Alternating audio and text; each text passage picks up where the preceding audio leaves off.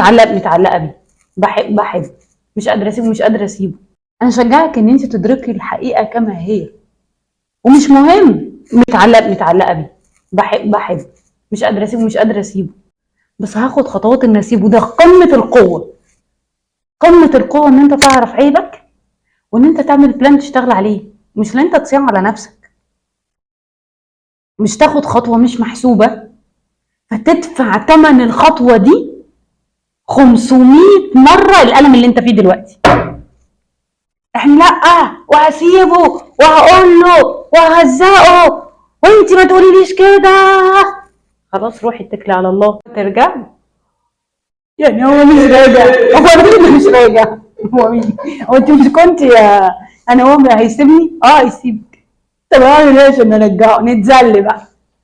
والحاجه اللي انا كنت معترض عليها اراد، هنزل تحت التراب اتسفلت هتنازل. طب وليه؟ طب ما ارضى بالوضع ده واحاول احسنه احسن ما اخلي المشاعر المكبوته تعميه وتعميني.